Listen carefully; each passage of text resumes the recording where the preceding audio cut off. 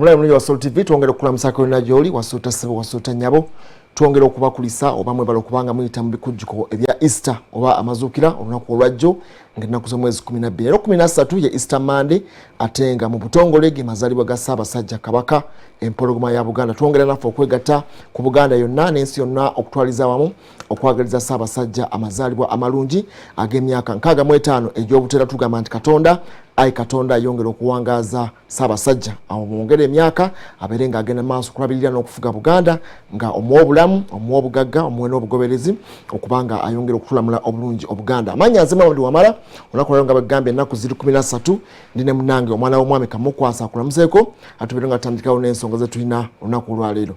neyanzige omulabi omulungi wa Soul TV nange njagala okulamusa Kamakya galero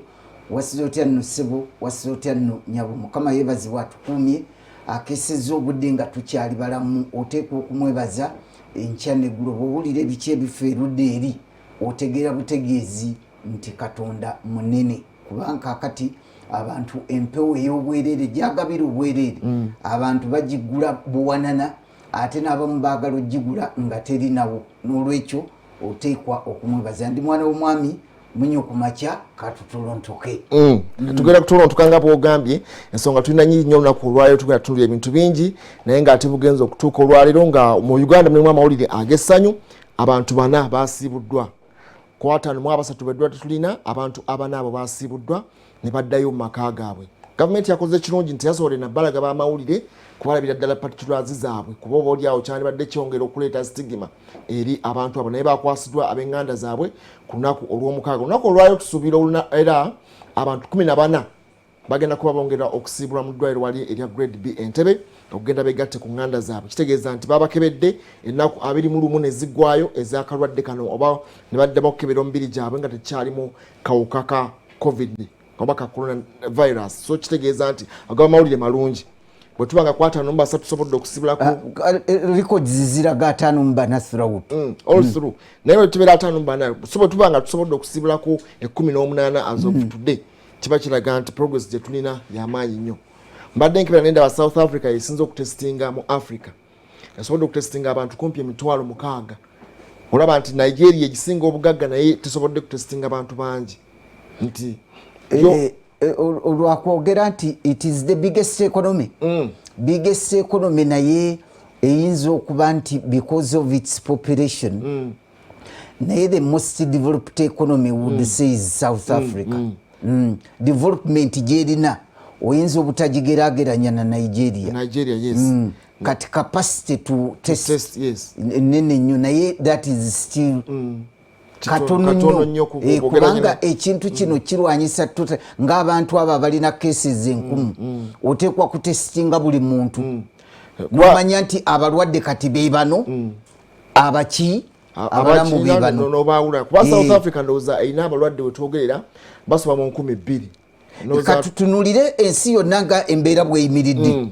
ogambye nti South Africa erina abalwadde bameka 2,000 nga mu nasomye okulaba nga 28 nasobodde okufiirwa abantu nga 28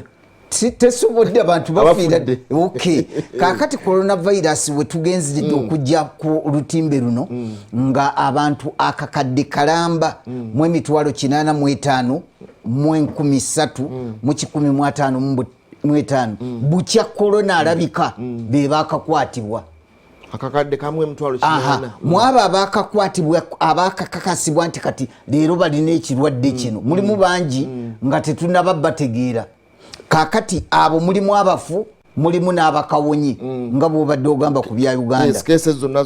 kakati abakakasibwa nti ddala bafudde ekirwadde kino nga bali ku likodi kubanga kakati nabadde ndaba Bungereza nga balagamba nti bo bakola likodi y'abalwadde abali mu ddwaliro likodi z'eddwaliro ze boogera ate nakatono naye nga waliwo nga 1000 era kye baagamba nti bo tekibatiisa nnyo kubanga nti bagenda ne baweereza ennumbers zino nti eri amalwaliro agamu agakola delays okuleeta reports zaago nti bo tebatyalwa numbers ne zigenda zijja kubanga bayinza okulaga nti olunaku lwali tufiiriddwa bwe bati naye ng'ate eri ezaali ziruddewo nga week number okubanga zituuka n'okwegatta emiwendo gino kubanga bagamba nti kati almost omuwendo ogw'abafudde gusa passinze omutwalo mu Bungereza yokka naye nga tulaba nti kikyagenda maaso kikyatambula nabo tebanatuuka ku piki nga batulengera ba Spain ba Italy baani abatandika okubanga kyali kibi nnyo nekigenda nga kikkakkanamuko kati wetwogerera naye nga figures eziweebwa abantu bazitankana nti mu mawanga agamu sintuufu lwaki kati bagambye nti deaths eziri mu homes ez'abakadde zisukka mu 1,000 naye they are not part of the data eri captured officially kubanga kati bongereza capturinze eki bafiiridde mu ddwaliro abafiiridde mu maka g'abakadde they surpass 1,000 tebabataddeeko mbadde ndaba nga mu America abafiiridde mu maka g'abakadde bawera 3,000 nga mu 3 tebaboogera kakati ekyo kizibu naye nga abakafa abali confirmed bali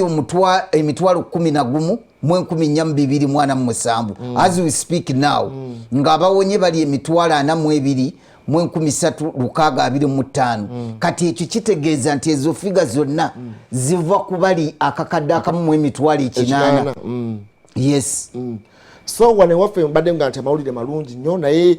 waliwo ate ebibuuzo ebikyagenda mu maaso birabika nti si birungi nnyo kuba twalaba nti waliwo cases ezaali recovered abantu abaali basimatusa ekirwadde kino ne bagenda mu communities zaabwe nati ne baddamu ne bafuna infection eno ne baddamu ate okulwala n'okusiiga abantu abo tetwamanya kyajja kiti ekyo kubanga oba oliawo ate be baasanga mu communities be basobola basiiga oba bano baba basiibula nga babulamu okubanga baali bakyalina akalwadde kano kubanga nako gagenda maaso makabeera ate viral load yaako ne bakebeera ne bagaa nti kati kakkanye obukoyina bwenkana bwe buti nga balaba ku kawuka ka mukenenyeera nti bakebeera ne balaba ddala nti tolinaamu tosobola kugenda mu maaso kusiiga then ne balyoka bakusiibula ate okugenda mu communities ez'enjawulo oba mu maka ago gye wabaira nga osimbulira ddala okubanga ojja mu ddwaliro so embeera erabika nga ekyali ya bunkenke mu nsi yonna okutwaliza amawulire amalungi nti Ssaabaminisita wa Bungereza yasiibuddwa yavuddeyo mu intensive care bamugambye agende maaso kubanga akyali waka ye mulwadde asinga okuba omumanyifu mu nsi yonna naye ng'abantu bangi baliyo bapookya ekizibu kye nalabye mu kirwadde kino nti bannayuganda bangi bafudde they are not part of our data abafiire ebweru abafudde kubanga bwe tugamba nti Uganda tennafiirwa ate wane Uganda tewannabaawo yafudde kirwadde naye nga bannayuganda abasoba mu 10 bafudde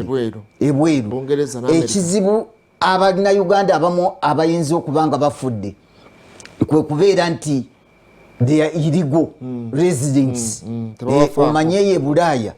bw'oba toli mutuuze yennyini tebakufaako tolina gy'ofuna bujjanjabi tolina gy'ofuna ki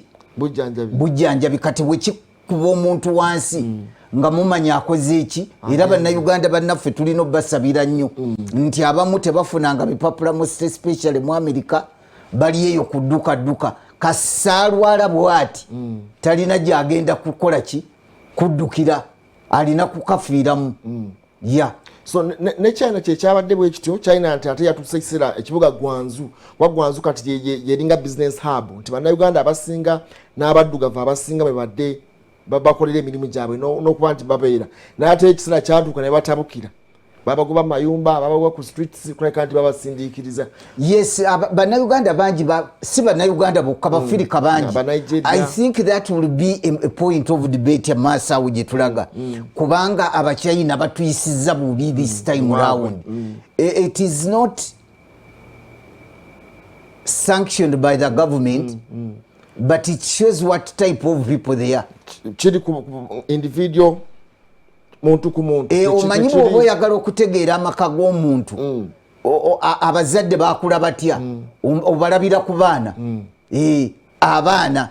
abazadde bano be baba bakuzizza abaana so I can't totally exonerate the government of China over this mishap naye kitegeeza nti tuli mu kabenje tujja kulaba bannayuganda ne bannigeria bannakenya bakaaba kati ekyo kyatwaliddemu neggwanga eri America kubanga mulimu be bayita black Americans bo bali kye beezira kulaba muntu muddugavu they think we are the ones carrying the virus nga ate be bannanyini kakola be bakagira ne katabukira kava mu bo ate omanyi waliwo ze bayita scapegoats yekwasa ebyo ebyekwaso nti mwekwaso ono buli omu ajuliza oli oluganda gwe wakikola nze nakikola ebintu ebyokwekwasa omanyi kaakati ate mu mawanga gali aga Bulaya n'Amerika okugyayo facing efaanana enchina nagwo omusango muloope kubanga kaakati batunuuliranga kawuka anti ndowooza kyavudde era ku mbeera ebadde eriwo nti tubadde tulengera munaffe Trump ngera beetwala ne Jinping kubanga olyaga nti gwe wakola ekirwadde kino gwe wakikola gwe wakola otya embeera ebadde wawo n'okulabika nti badde beesikanyo n'ekitongole eky'ebyobulamu mu nsi yonna ku mbeera ebadde eriwo namwe tusooka tunuulire ensi ezimu ezisobodde okulabika nti zikakkanyizaamu ku lockdown zaazo embeera ekyali nzibu nnyo naye waakiri amawanga agasinga naddala mu Bulaaya ekirwadde kino kyatandikira mu China ne kitambula ne kigenda mu Europe ne kiva Europe ne kidda Asia North America ne kidda mu Africa kuba Africa gye kyakasembedde kati naye waliyo amawanga agamu agasobodde okulabika nti gakkakkanyaamu ate gakkakanyiza bukakkanyaza ki tegateekawo lockdown nkambwe ndowooza eggwanga lyensinga okumanyira Sweden lye litaakola gundi eryawo Sweden balina gundi balina obugayavu bwali bw'amaanyi kubanga abantu bali scared nti bw'okola lockdown n'ogijjawo oyinza okuleeta akanyamberege kootalabangako n'embeera y'okuddamu okusiba abantu ng'obataddeko wakati wantubala nti almost Uganda tuli lunaku lwa 13 leero anti ogenda basiba nga obataddemu ng'ate obadde ofiirwa for example Bufalansa olunaku lw'eggulo yafiiriddwa abantu bali Italy yafiiriddwa 431 ate nga ye tugamba nti eri ku piiki kati bwetwogerera Spain yafiiriddwa 619 olaba nti abantu abakyakunkumuka bwe batyo bw'ogenda n'obatane naye Spain egambye nti yo kasita eva mu Easter holiday egenda kuta ebintu ebyo babyogera bakole batya mu kintu kitambule kubanga bw'otunula n'ogalaba nti kati embeera ebadde bakuba nnyo babadde mu 1900 bameka ne bagamba nti akakati oluva mu gundi oluva mu kati Easter holiday kasita tunamaliriza abazimbi abakola ki tugenda kuta ekintu kitambule bulungi emirimu giddemu gitambule abantu bayinza omanye economy ziri battered now economy z'amawanga nga naffe wane Uganda emboko ze batukubye tezogerekeka ng'eggwanga era mu lockdown eno gavumenti ya Uganda yadde abantu bagiwolomera nti tufiiriddwa gavumenti yesinga okufiirwa okamala obumazi kubanga emisolo eginakola mu budget eya 2021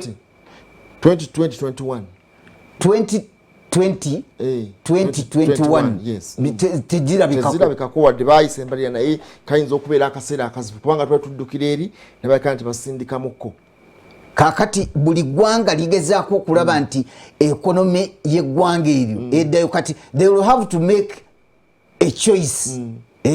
nga mu banking either you talk about profitability or liquidity sente oziwoze banyinizo baba bazaagala oba oyagala kukola magoba ng'oziwoza abantu kakati in this case omuntu onoonya bulamu bw'abantu oba ensimbi economy y'eggwanga gy'oyagala gwe mbadde nengera Denmark egambye nti yo egenda kuddamu eggulewo n'amasomero yegambye nti kati ebintu kirabika kikkakkanyeemuko by Wednesday okwosenkya yegambye nti kakati tugenda kuddamu amasomero gakole ki gatambule bulungi so olaba ate kisinze ndowooza basinze kukkakkanyamuko mu Europe anti Europe bw'ogiraba organization yayo they are very organized they are more organized ndowooza than us I would say so nti osobola okugamba omuntu nti sanitize before you leave your home sanitize when you enter a vehicle sanitize abantu abamu bayinza okugamba nti amasomero buli mwana bamutwalire mu mmotoka eyiye oba bwebaba ne bagamba nti social distancing ate nabo mu mindset zaabwe ne bakibateekamu nti don't come closer to another person naye wano kizibu wano erudde eno kiba kizibu kubanga twakulira mu kagotteko kavuyo bisooto mu ghetto kati awo kiyinza okubeera ekizibu kyova olaba eri abantu tebabakuba mbooko babaweesa fayini naye wano tosobola kuweesa muntu fayini ayinza okufa emyaka egiddako 6 nga talinawa fayini naye nga alya butaala wano embooko agenze n'embooko ze5 omulundi ogumu ekyo ne kiggwerawo kyekikola Prime Minister Mbadela Matt Fredrickson agambye nti akakati mugende naye tujja kulabeka nga tutunulira mpola mpola tulabe abaana mbawe distance amasomero gatambula mpola tulabate bakigenda okubanga kikakanamu enowe ndowozera saba minister waayo omukyala oli Anna Solberg naye yagambye nti bagenda kutendera tebo kukinda gateni bana abaana abawansi. Those countries I think they are referred to as Nordic countries. Ezo structure yazo nengeri ze bakolamu ebintu si ate yeno Middle Europe Bufaransa, Italy, Spain ate je myega yangulo jerudawo ja kika kirala nnyo kakati lockdown gundi Spain eziri erudde eribwe bazikendezaako tosobola kuzikopa ne Bufaransa tosobola zikopa Spain tosobola zikopa Italy ne Bungereza bogatako ne United States akanyambere kakayinza okugweruddawo bali amawanga gaabwe ne botunulira population ebe ntono na yeno population eziri eno kafa kunali nabasindikirize muzibu nnyo kwamba ne Czech Republic ye Milos Zemani ndoza mkulembeze wayo aganti agenda bone diro bamutadde kubanga cyali mandatory bo nga buli afulume bwe ateko berako ka mask bali twana kumanyi bali bacyali kuntekateka ekitongole kyebulamu ku bukokolo babali baganti aina yabera yambalo bo mulwadde bone bakiwakanya nibaganti buli muntu yenna yambale Vedalanga chakatandika lockdown yatandika dala mu March kati bo bafunamu nti bagamba n'okugamba nti kati kibasazeewo nti abakola dduyiro mu bifo gye baba bagenze tebanaabirayo gwekola dduyiro bobeera omali togenda mu binaabiro byabwe oddeyo onaabire ewammwe kulabika nti bongera okutangira embeera ey'akawuka kano naye nga bakakanyizaamuko era wetwogera ebintu ebyekika bwe kityo bw'obitunulira omanyi we must not copy and paste Denmark when it is after midnight tokirizibwa ku flashing a toilet it is a crime but here you can flash 24 hours era bw'olumidwa nankani Denmark you don't flash a toilet at midnight after midnight people are sleeping nga olyoko ologomeza abantu nankani kubanga gwe walidde kafunkufunku ku Easter no naye kakati countries ezaffe wano bwe tudda ne ku East Africa yo yennyini we differ again lockdown gye bateeka Rwanda Uganda ate endala wano tulina jjajja jjajja awuliriza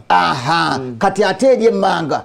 nkugambye kyeŋŋambye embooke kuvugirako bw'oba ofunye ekisesa sirinza okukwata emmanga eri ekigali tasaaga gentleman oyo naye wano agenda nakuba ng'awumba wa wano kakati ate ebiri wano ate sibi ebiri ne Kenya yadde we are in the East African community naye twetaaga okutunulira nti kiki kino ate naffe Uganda we are in a precarious situation simply because we are surrounded by people who misbehave or behave differently kubanga kakati aba South Sudan bo bayinza okuba they are under declaring tebalina busobozi kuba bw'otunuulira wano balina abantu bana abali confirmed Kenya erina 197 bakafiirwa 8 Tanzania 32 bakafiirwa 3 bw'otunuulira DRC 234 bakafiirwa 2 kati obuzibu bwe tulina buva Congo kubanga policy borders zaffe ne Congo abantu badduka eruddeyo nga ba refugee ate abalala bajja kukola bya busuubuzi ne bannayuganda okugendayo n'ebyobusuubuzi you can easily pick the stuff from there kubanga ate Congo y'obuzibu ate weyafunye kuba bandi bateekateeka kudekerenga nti Ebola aweddeyo olunaku lwajjo nate ku Lwomukaaga waliyo omuntu naye yafudde ekirwadde ky'Ebola kati bali mu katu ka Ebola akyagenda mu maaso ennaku ziri ezibadde zaabaweebwa okulabika nti tebalinayo mulwadde yenna gwe bafunawo Ebola bafunye omulwadde kati lockdown zaffe oziraba nti zijja kubeera tricky bw'olaba nga balirwana bazibu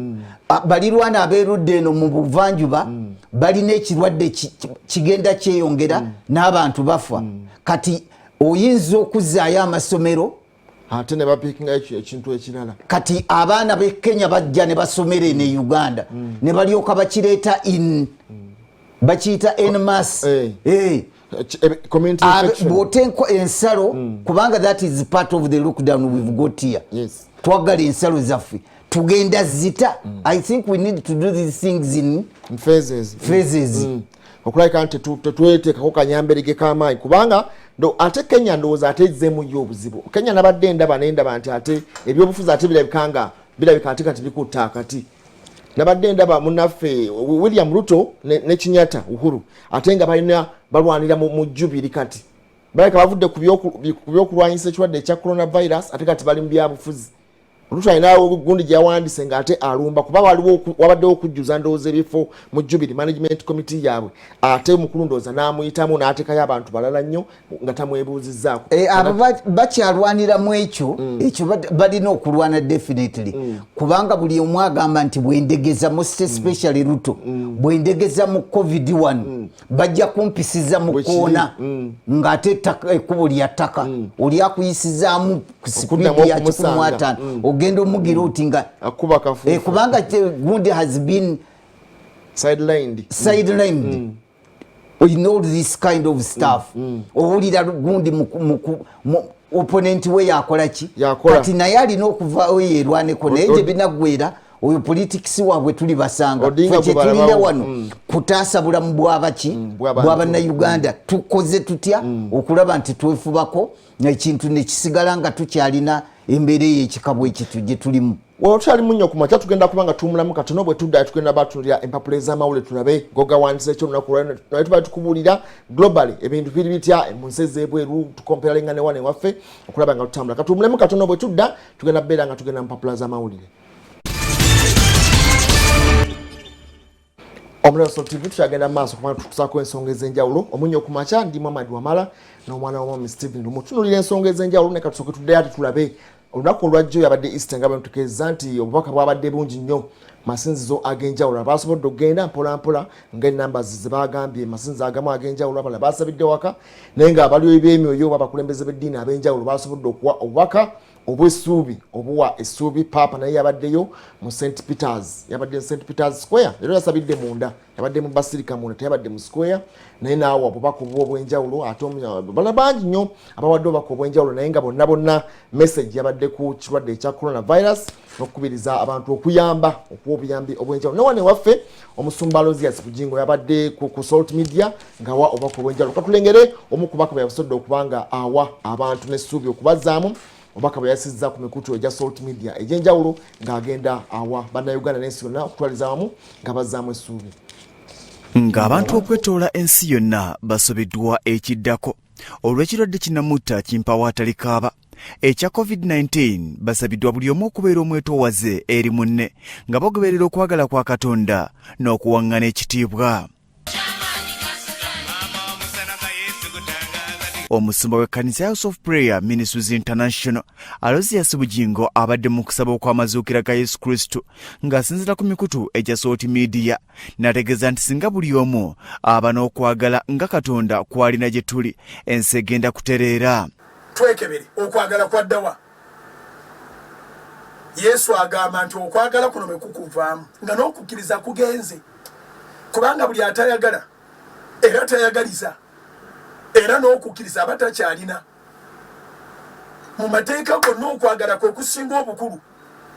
Bw'oba oyogera ebigambo ebimususa ebigambo eby'obutemu ebigambo eby'obutwa ebigambo eby'obukyayi ebigambo ebirabika nti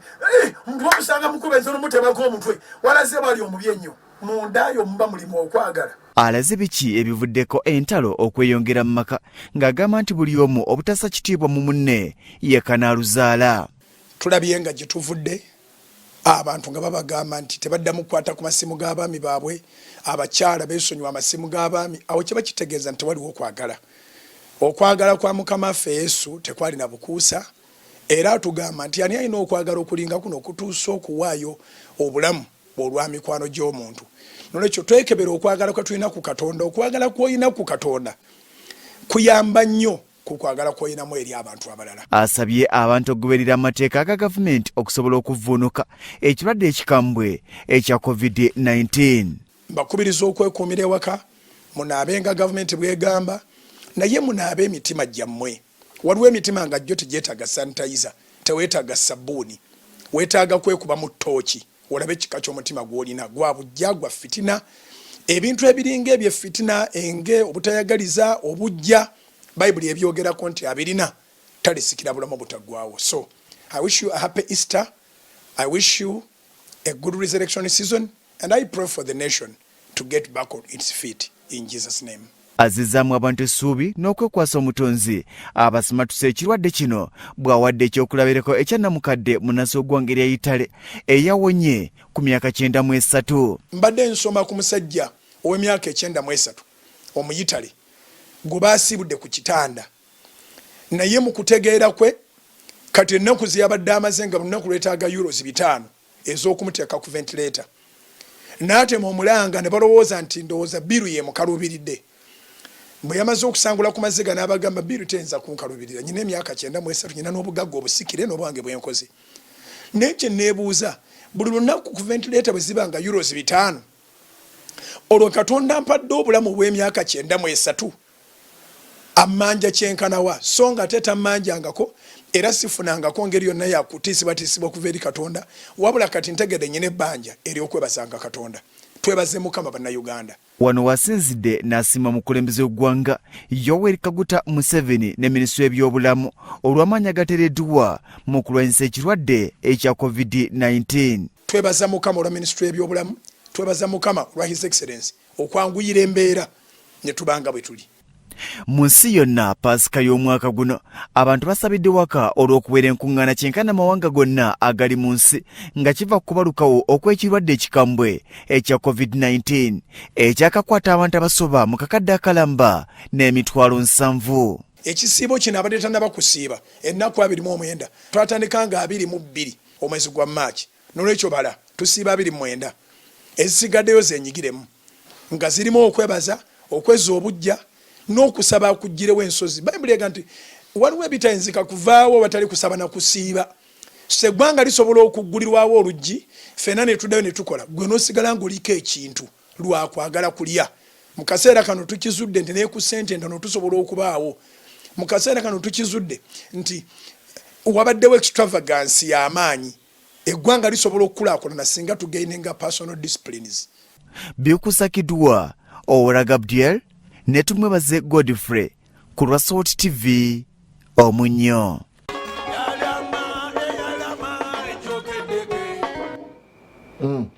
Obako bulidde omwana w'omwami Stephen Lumu embeera ye yabadde yakusaba kwebaza nakulabika nti tuwa abantu essuubi, abakulembeze b'eddiini bavuddeyo bangi nnyo, naye ndowooza gw'okyogerako ki oyongerako ki ku mbeera eyo nga tugenda mpapula z'amawulire? East eno tebeerangawo bukya kitangala kijja kuno ekyadeetebwa abaminsani kankitegeeze bwentyo nti kubanga abaisiramu sisobola bateekamu ononsonyiwa to excluding naye you are not part of it. Since the advent of Christianity wane Uganda tetubeeranga na Easter ya kikabwe ekityo. Bwe tubadde tutunuulira House of Prayer Ministries International Services ze conductinze tubadde tulaba ezibaddemu abantu. That is what we are expecting ennaku okuva ku Lwokutaano, Olwomukaaga n'Olwa Sunday n'Olwaleero. Actually ndowooza tujja kusaba batuweeko ku Easter Good Friday yasembayo. We were expecting that. We didn't have it. And we are expecting an overflow kuki olunaku lw'eggulu. Naye omusumba yabadde yekka mu studio naawe obubaka obuzaamu abantu amaanyi n'okubalaga ki ddala Easter. Message ye bw'ebeera nti yabadde kwagala. Bwatyo Katonda bwe yayagala ensi eno n'okuwaayo n'awaayo ki omwana we. I think it was very befitting nga twejjukanya okwagala kwe tulina kwa kikaaki. Katonda engeri gye yatwagalamu naffe bwe twagalamu bannaffe oba tulina obukuusa obutagambika. Kati sazze kubuulira njiri ate n'akuddira mu luyimba taluwoomya. Naye olaba nti in all different places all over the country, not only here but all over the world, Easter abantu ebbinu lye bagibeeramu teryasobose kubeerawo, kubanga abamu balitwala nga bbinu abalala bagitwala seriously nti mukama waffe wano we yakolera omulimu ogwatukola ki ogwatutaasa naye kaakati ebyo byonna tebyasobose twalabye ekintu nga kyakimpowooze naye kati ate ffe abamu ababeera kati ku mukutu ng'ogwa salt media tekyabadde kyakimpowooze owulira message nga ya kiro wali okubye ku bikonde senyo okay kati waliwo abasajja bano aba heavyweight akuba ekikonde nga bakipima n'agamba nti kya kiro nga 5 kati nze ekikonde ekyange kiyinza okubeera kya kiro nga 5 kubanga nali sportsman gwe kikyo kye kiyinza okubeera ekye15 kubanga kiwewuka naye message ogiwulira nga yaki yamugundu teyabadde yakimpoozi yabadde nga yaddala ya mugundu you reflect on it notegeera ki ekyabaddewo naye nga bino ebyemikolo emikolo gyonna gye tumanyidde nti bagikola wana amadiini gonna n'olaba abantu okugula bambale banane byonna ebyo tebyalabiseeko tujja kulabako ne maaso eyo ndowooza ebifo bye twandibadde tusuubira nti byandibadde bikubyeko nze waliwo ekifo kyempiseemu leero buli lwa mande okiyitamu ku ssaawa 10 olaba abantu wali olabyeko enswa nga zifuluma mu kiswa ziba zambadde anti enswa nga zirina bwe zifuluma bweti ne zibemberera ku mulyango bwe ziti kati waliwo ebifo byoyitamu ku lunaku olwa mande nze mbadde mbiyitako buli wa mande before the lockdown ng'olaba abawala n'abalenzi babemberedde bafuluma bati ng'enswa bwe zifuluma mu maaso g'ekiswa kaakati sirabyeko ng'ekifo kiddugala n'okuddugala okusinga bali abasajja abava ejuba kati embeera yakyuse and some of this stuff by the way ng'omusumba bwagambye nti waliwo expenses zetubadde tuyisaawo we've been taking things for granted kati ebimu tujja kukola ki kubikakanya waliwo abantu kakati batunula ne bagamba nti naye kakati kino twagiranga kyaki abantu nze mbeera ku luguudo lw'Entebbe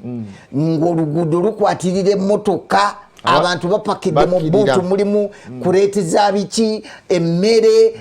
bakkirira bagenda eyo ate ne bagirekoyo nga bagiyiye ku beaches tebaddayo nayeeka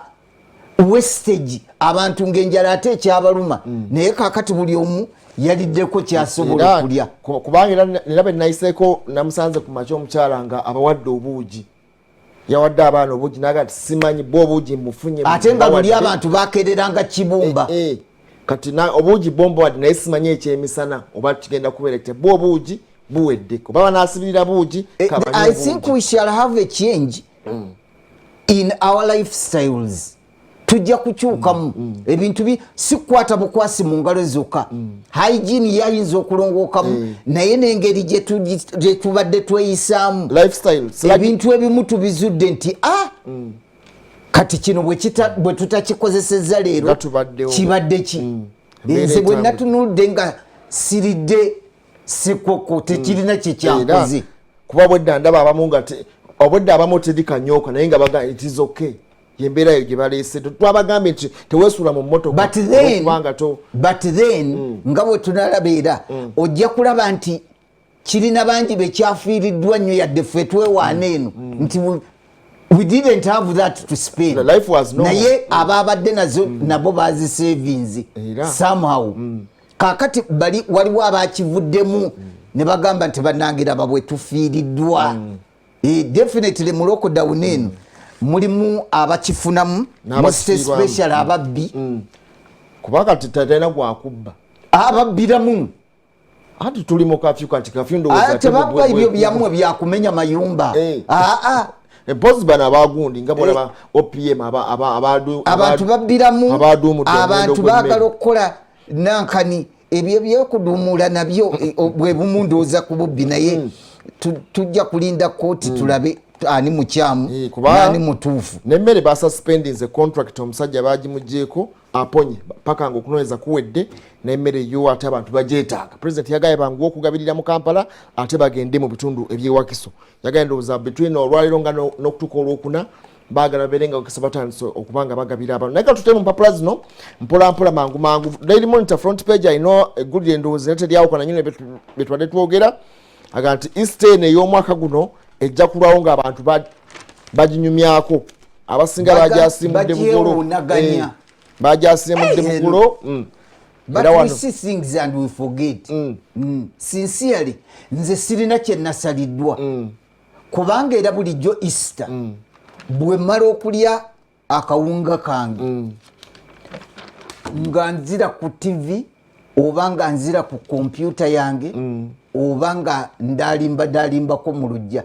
Era kye nakoze. Kati abambo emmere gye ndya bulijjo teyakyuseeko. Era ye ya bulijjo olubuto lwange lutwala kilo 10 amupunga kwota. So ndowooza embeera tabamu tebasobodde kufuna mupunga. Easter no one will forget to remember. Abanaddiini babuuliridde ku ngeri y'okukola ki y'okweyisaamu n'okuleka nti nawulidde munnaddiini agamba abantu bamire empeke. Yagambye bw'abikkiririzaamu. Yagambye nti abikkiririzaamu naga nti akaseera kano agasajja gali eyo gakumyewo kagatuuliridde abakyala ate yabadde musajja neze ku lukalu lwa Africa sikiririza kati abantu bayinza okumpalampa nti kubanga kati Africa will realize it later. Batya abazungu baweddewo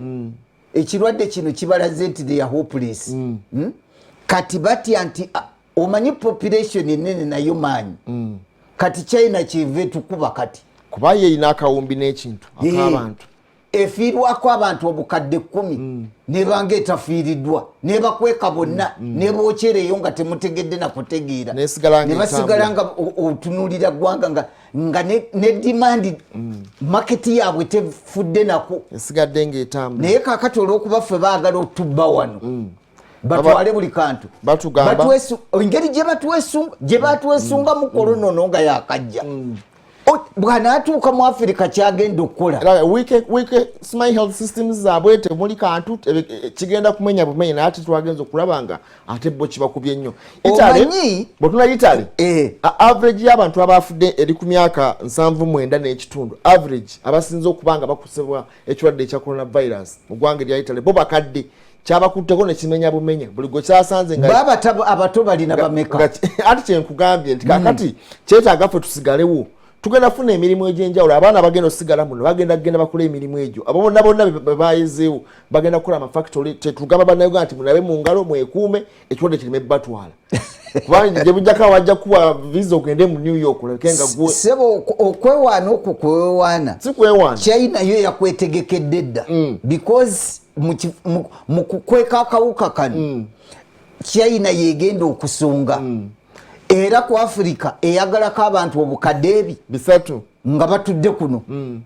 bwesomba buli kyesobola emisota gyakwe gitutte ebisolo byakwe bitutte golodi wakwe mututte kubanga akati bano abasinga okusima golodi bachina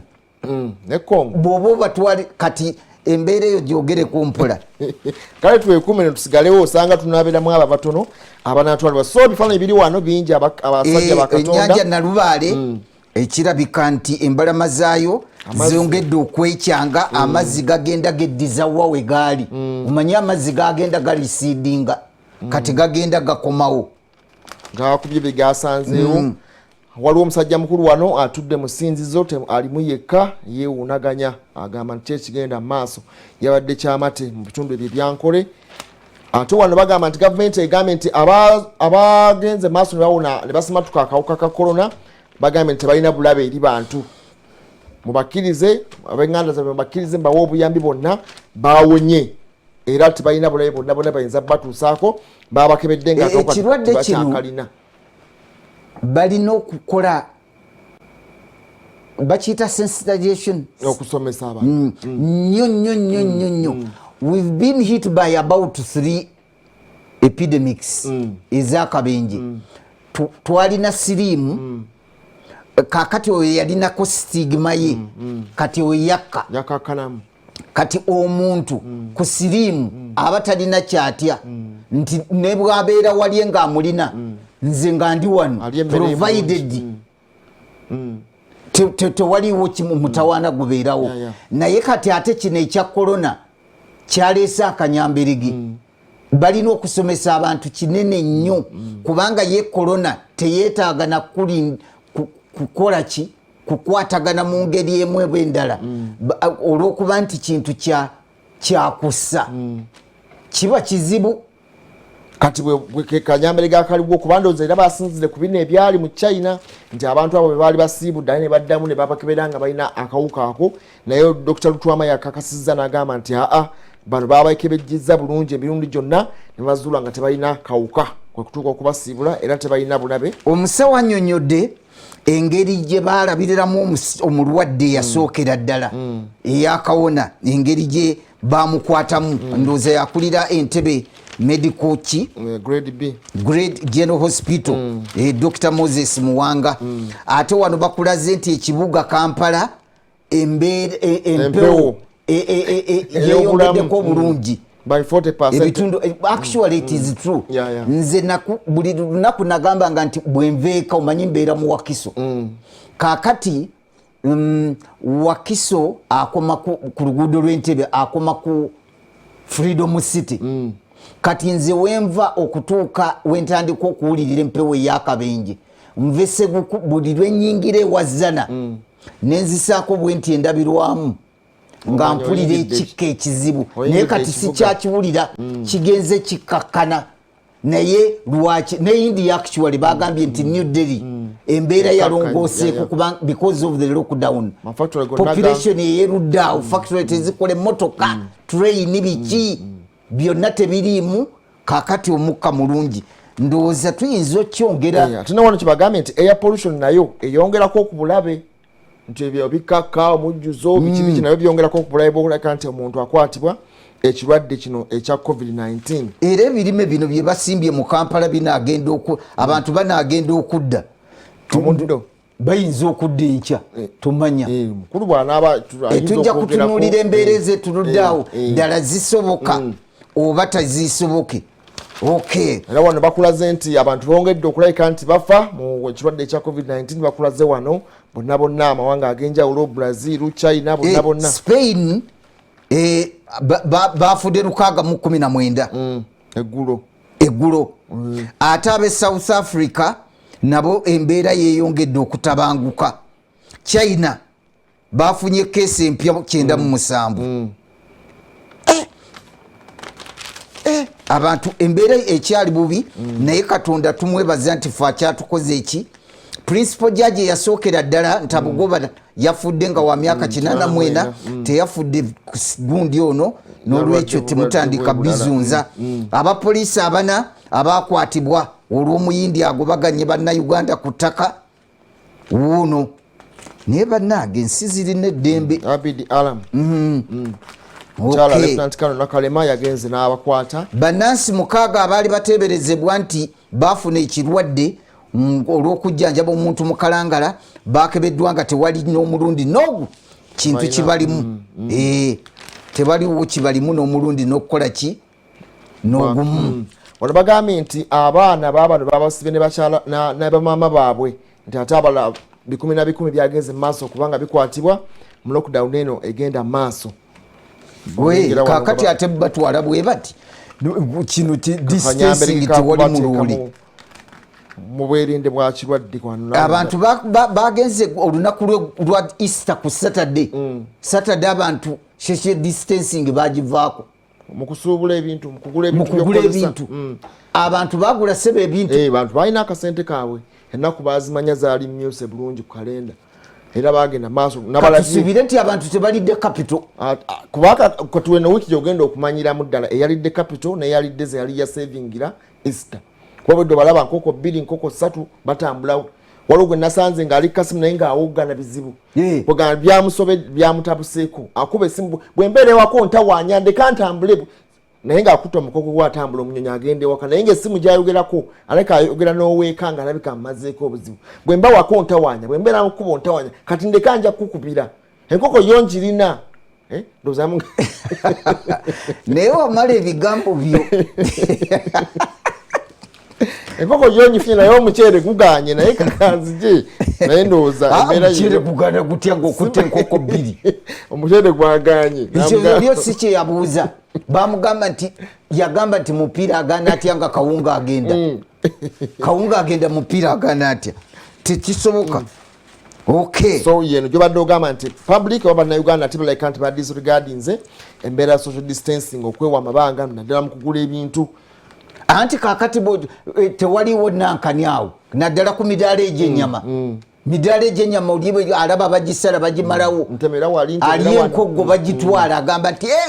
wabaddewo okwenyiga awo kakati awo kizibu tekyengera kuza okuba nga kyaleseemuko akanyamberege mu ngeri emu oba endala embeera eyo gye bakulaze wano walazeewo ebbaluwa ez'enjawulo nga bagamba nti kituufu tugende mu maaso okubanga buli omu lufuke lutalo okulwanyisa ekirwadde ekya covid-19 buli omu abeere nga yenyigiramu so si ne wano bawadde abamu endowooza zaabwe eastern eyasoose nga tebalina oba nga tebagenze mu masinzizo buli omu n'agyogerako mu ngeri emu yoba endala nga ye bwe yabitegedde naye embeera eyo yakirwadde kya covid-19 kyagenda mu maaso okubanga kyeriisa enkuuli mwami mwatugambye nti kati basukka mu kakadde akamu mu emitwalo 8 abalina ekirwadde kino naye ng'ate amawulire amalungi nti abasuuka emitwalo giyingidde 42 kiba kiwa essuubi nti oba oliawo amawanga ag'enjawulo gakoze ekisoboka okubanga galwanirira okukwatibwa kiba kya speed okuwona text time bwe buzibu nti n'omuntu waffe yasookera ddala bwe tuba nga yakwatibwa nga 21 lwe yazuulibwa naye yasibuddwa lwa 6 ennaku z'omwezi 11 so olabira ddala nti treatment bagezezzaako ekizibu nti tebalina ddagala liri awo nti liri specifically bawa abantu bano naye kyojja nakyo kyebajjanjaba kuba kirungi nti n'omwana oli ow'emyezi 8 naye nawulira ng'abasawo bakuna bagamba nti bakozesaako kugundu wa Trump chloroquine anti buli kimu bagezaako buli kye basobodde okuba nga bakuwa bw'ojja n'omutwe nga tebajjanjaba omutwe nga gukakkana bw'ojja n'ekifuba ate nga bakakkanya ate temperature paka lwolabika nti kati bakebedde kasita bakebera amawugwe nti teganavunda wano webuzibu nti bwejja mu nnozo gundi eno nesooka ekuba bronchitis zino zikakka ne bazimenyamenya bwe wava akanyamberege nti kyova olaba nti bannaffe ate abanywa sigala n'abakozesa omwenge omungi bwe kibakwatako kimenya yawafuuka epicenter ennaku zino New York City awo akanyamberege ekibuga kyokka kirina abantu emitwalo 10 confirmed cases Governor Andrew akyagenda maaso era kwekangabiriza confirmed cases basusiza emitwalo 10 era nga bafudde olunaku lweggulo mu kibuga mwokka kimu bwe kiti babadde 531 bakyalwanira nsonga za ventilators era